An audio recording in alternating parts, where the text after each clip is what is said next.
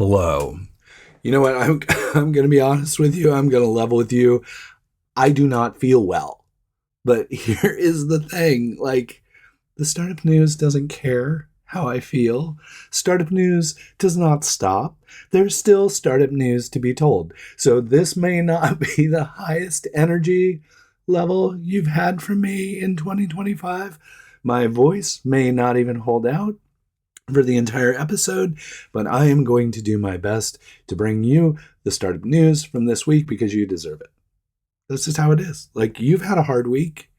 You deserve to know what's happening in the startup community, and I am going to do my best to bring it to you, despite the fact that my voice might not agree with me doing that. But let's get into it. Hello. So the biggest story of the week that I'm going to start out with, it applies to anybody, everybody, anywhere, anyone, because it's talking about that new hotness, blue sky. You've heard of the blue sky. You know, people are frustrated with Twitter or whatever they're calling it these days. You know, the meta products like Threads, people are like, bleh. Mastodon, good, but a little difficult to figure out. And so blue sky is right there. It's we're like Twitter circa 2007, but with more functionality, but with still the fun and the collaboration and the collegial kind of engagement. So people are all happy about the blue sky. I'm happy about the blue sky. I'm trying to spend more time on the blue sky.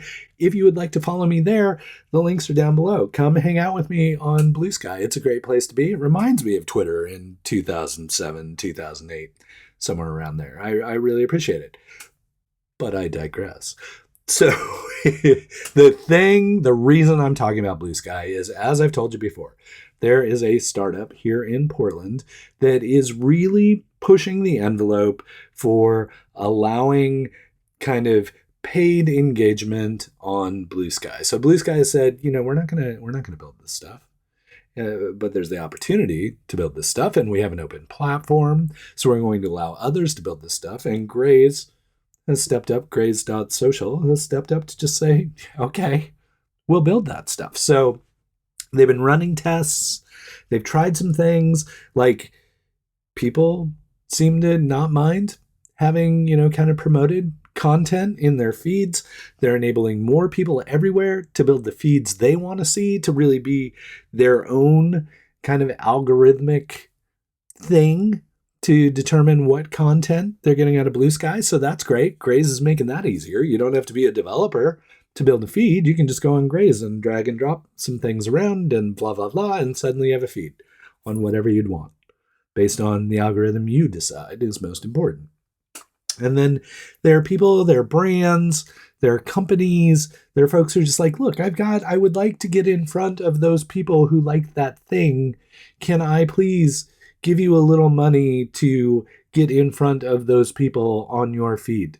And Grace is like, yeah, sure, we'll help do that too. So they are really creating this kind of interesting blue sky economy that everybody seems to like, because it's if I'm getting too many ads in that feed, I can just go build my own feed with the same parameters or maybe slightly tweaked parameters. And I can use Graze to do that too. I can use Graze not only to take feeds and find feeds that have the content I want with sponsored content inside of it, but I can also recreate a feed wholly divested from sponsored content. It's really an interesting pursuit, and it applies to anybody and everybody who wants to curate blue sky content, who wants to explore the potential of sponsored content in blue sky, and really just an interesting way to start to explore the economics of blue sky. Now, here's where it gets super interesting. This has really been largely kind of beta tests here, or we tried this thing, or somebody bought one ad, or what have you. Now they're kind of opening it up to the world. So if you are a brand or a product that is interested in getting in front of a specific blue sky audience, I will link the form up below. Please sign up for Graze Social, and they are going to work with folks to kind of figure out this whole economy of feeds and sponsored content and the feed makers earning revenue from allowing sponsored content on their feeds without upsetting the people who are consuming their feeds. And Graze is just doing all that. It's a super interesting time in Blue Sky. I highly encourage you to take the opportunity to get in early, hang out with the Graze Social folks, see what they're capable of doing, try building some feeds, try buying some content, sponsored content. There's all kinds of stuff you could do, but that's all open to everybody right now. Again, I'll link it up. If you're interested in exploring the opportunities of sponsored content on Blue Sky, Graze is the best place to do it. Okay, I'm sorry. I always ask you to subscribe, and that's a huge commitment. Like, that's unfair to you. You're like, I just saw this content. I just met you. Why would I subscribe? So let's take it a little slower. If you found, even in this short time, that this information I was providing was valuable, then maybe just leave a like. So that's the big everybody news. Everybody, everywhere, internationally, Graze is like a unique opportunity. The more locally interesting news is I can't even promote it because it's completely sold out. And by the time you're watching this, it's just too late. So I'm sorry, but the Silicon Forest Tech Summit for 2025 is happening this Saturday at Veterans Memorial Coliseum. Now, if you happen to be watching this really early on Friday or something, they still have openings for volunteers. So if you really, really, really want to go, you could volunteer, still show up, still help them out.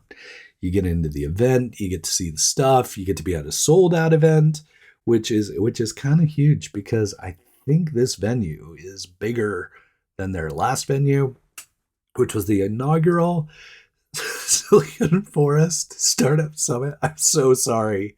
My voice is so bad right now. Okay. Last year was the first one. It was great.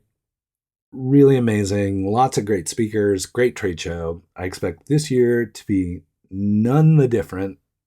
That's not even a phrase. I expect this year to be no different. Well, I do expect it to be different. It's going to be way better. It's going to be bigger and better.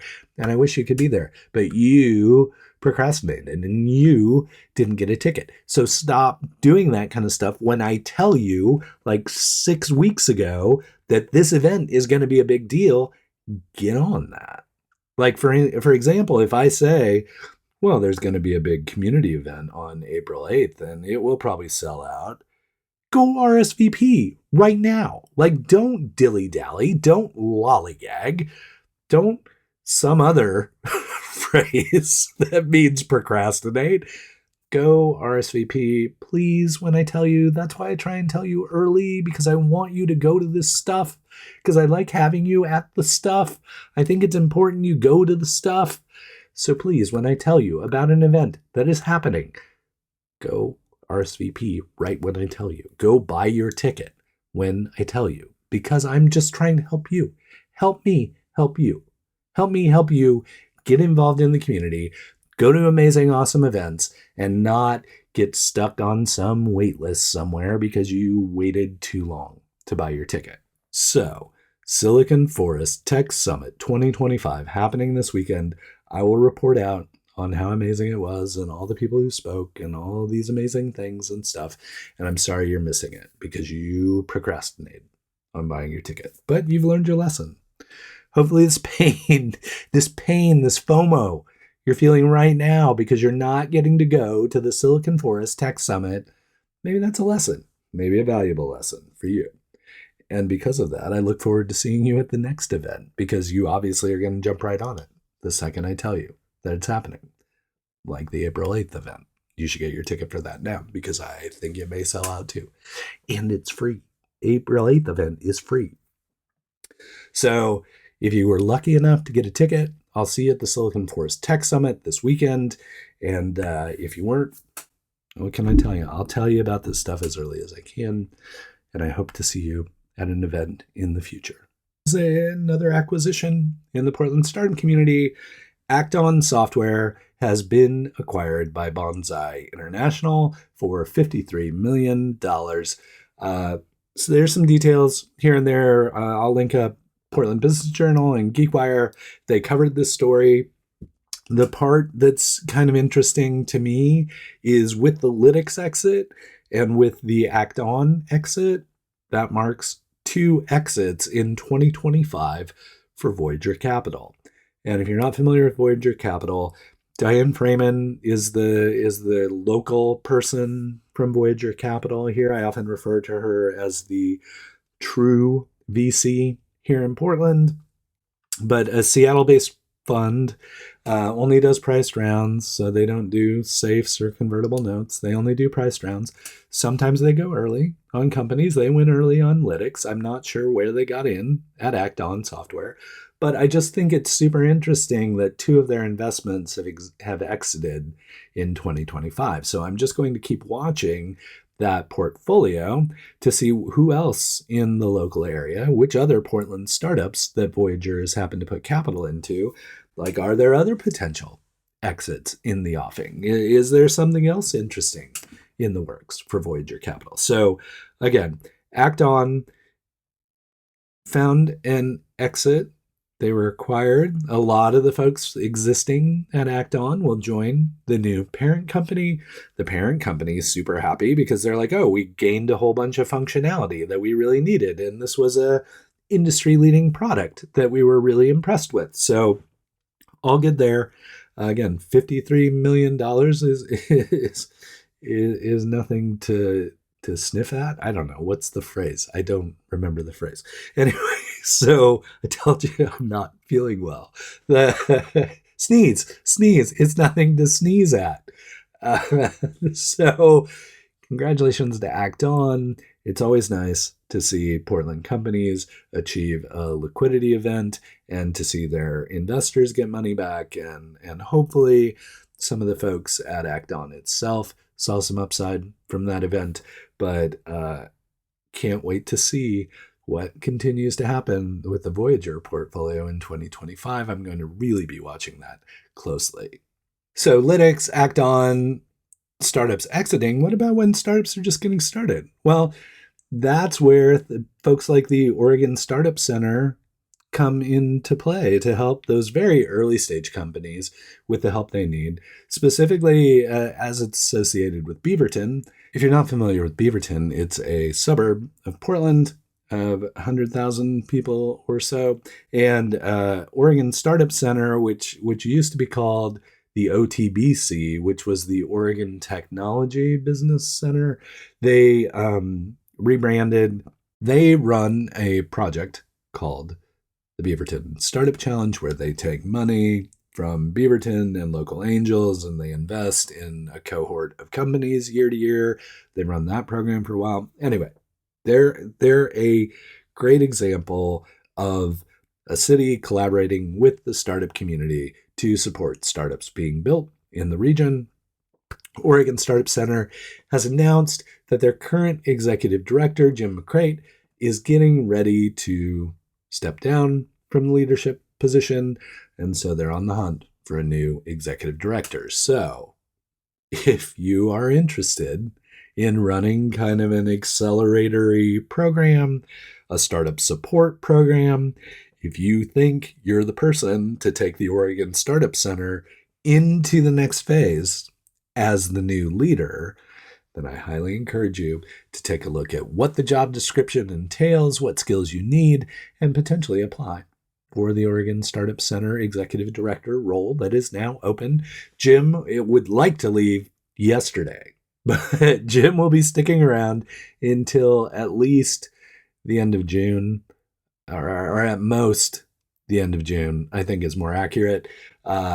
Something tells me that might be the end of their fiscal year as well. But anyway, all that being said, if you are a promising candidate, if you would like to help startups in Beaverton, and you feel like you could do something meaningful with the Oregon Startup Center, then I highly encourage you to apply and allow Jim to exit prior to June 30th. So maybe he can get out of there a little early. Maybe if you're a great candidate, you can be like, look, Jim, just go ahead and go. We got this. We're all good.